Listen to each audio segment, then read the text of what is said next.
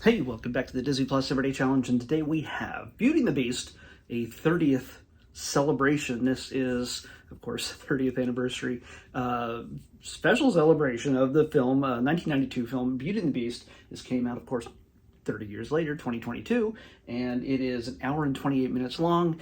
It is a lot of things. It's not, you get the impression this might be a musical. But, you know what? They already did the musical on Broadway and in UK and all around the world. They even make mention of that, of the impact of the film and where it has permutated and changed in so many ways and been reinterpreted so many different ways throughout the world. And this is, of course, the Disney version, not the original old school version, which is always darker than whatever Disney puts out. So go look that up if you want to. Don't expect the same exact story. I can't tell you what it is because I haven't read it myself, but I know that those fairy tales tend to be different. So, and by the way, Walt Disney has been wanting to do this thing since the 30s. He's been wanting to do this film since the 30s, and it took Alan Menken and Howard Ashman and I can't remember her name. The first woman who wrote a Disney animated feature. Yeah, she's also in this, and I suck for not remembering. But you get to see the fruition of their works celebrated 30 years later in sort of a behind-the-scenes retrospective footage from the actual film, some behind-the-scenes stuff, some storyboards. You get to see an animator on stage, along with everything else. Oh, by the way, hosted by Rita Moreno. Come on, Rita Moreno, the goddess of musicals, West Side Story, and everything else. She just sort of takes us through this whole thing. This is filmed at the Walt Disney Studios up in Burbank. I've been there many, many times, and I'm like, oh, I've been in there, but I've walked these streets on nobody's like leading me around. I just ended up wandering the streets a few times. I don't know if they allow that to do that anymore, but yeah. Anyway, the parking is really far away from the theater on site there that I would see movies at. But anyway, what we get is a big musical number, the main song, talking about Belle being a very peculiar girl, just wandering the streets of the Disney lot.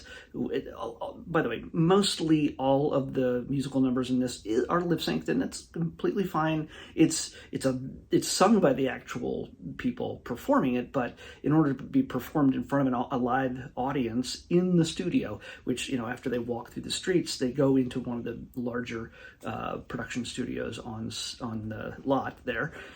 And they go to town, just really transforming that place into the film.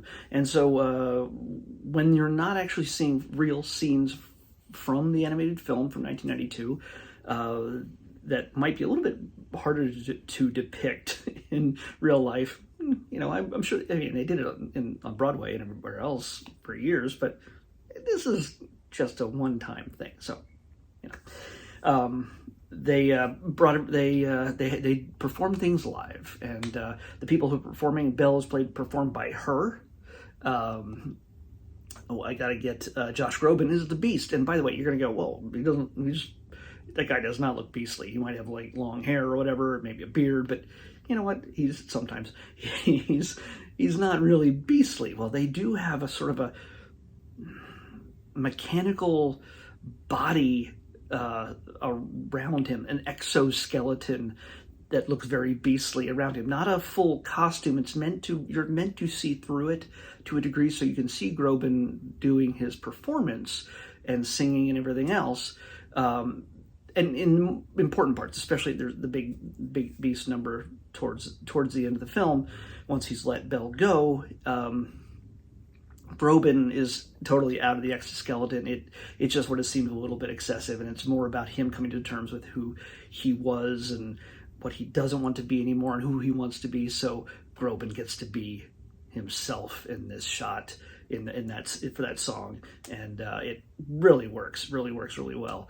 The only time there is live action singing at that time, it's a duet at the end, Beauty and the Beast, with her and Groban just belting it out. There's gold microphones and everything, and she even gets to do a guitar solo because she does this whole Prince thing. Glasses, not purple, yellow, but beauty colors. But she's just wailing on the guitar at the top of the stairs, smoke everywhere, and it would have done Prince proud, I think. And so she makes her way down the stairs, playing the guitar, and it sounds silly, but it's a pretty kick-ass moment for it's not what you'd expect from a Beauty and the Beast finale song. So yeah. It's worth checking out. Of course, they pay tribute to Angela Lansbury, who had passed away that year in 2022, so yeah, Tale as Old as Time. Yeah, they do a little bit of a tribute to her and to the people who had taken part in this. Gaston is performed by, where is he? Come on, Joshua Henry. LeFou is Rizwan Manji. You've seen him in a bunch of stuff. You've seen a lot of these people in a bunch of places. Shania Twain is Mrs. Potts. Shania Twain. Yeah. She doesn't do it. Thankfully, she does not do a British accent. That seems like a bad idea. Let Angela Lansbury do it. Shania, just don't. The British people could do Southern accents. Southern people should probably not be doing British accents. I'm just saying. It's all right. She belts it out of the park, and she does a great job. Paige O'Hara shows up in this, the original voice of Belle. She plays a librarian, and so yeah, there's a number of different. Ariana Grande shows up at one point, and as herself, and I guess she's just in a shot. I must have missed it. I don't think she does any performing. But notable is David Alan Grier playing Cogsworth, and Martin Short playing Lumiere. So Martin Short, yeah, it works. Yeah, that fits. So yeah, it's really expressive. Of course, David Alan Grier and Martin Short kind of get their own little back and forth, I think. I don't think these lines were in the original movie. They get to do their own little extra comedic bits together. So but the performances are big, and it's a lot of interpretive dance. Even the rose, the rose that is meant to be losing petals, to showing how much time Beast has left. The ticking clock, they actually have interpretive dancers performing the part of the rose, yeah, and the petals falling off. So it's pretty much a deep dive in all the all the dancing and everything else. But it seems like a very just fun group. If you're at all in love with the original film and you haven't seen this yet, well, I really question your fandom. No, I'm gatekeeping. No, it's honestly, this is the kind of thing that you definitely want to check out. And it just sees the film in a different way. Weirdly, I don't see any reference to the 2017, I think it was 2017, Emma Watson version of the film, live action version of the film. Maybe there was a collage of photos and stuff at some point, or video that, but yeah. So you get behind the scenes stuff about the artists, the creators, the history, the awards that they won. It did not win Best Picture that year, but it did get nominated, the first animated film ever. So that's a pretty big deal. But you get the big, fun, bombastic numbers. You get the big, soulful, sweet, beautiful, romantic songs, and you just looks like everybody's having a great time. So it's definitely worth checking out if you're a fan of any form of the film, and you love behind-the-scenes stuff, and you love a little bit of history with this. It doesn't slow it down at all, and it's a good chunk of stuff for an hour and a half worth of quality, storytelling. Yeah, and yeah, it does move quickly through a number of slower scenes, and it moves. So, because I think the original film, it has to be around, an hour and a half or so. So, or at least. So, yeah, it definitely moves through the important scenes. But if you want to see the original one, it's on Disney Plus too. So just understand that this is a new fun interpretation. Have fun with it. Just check it out.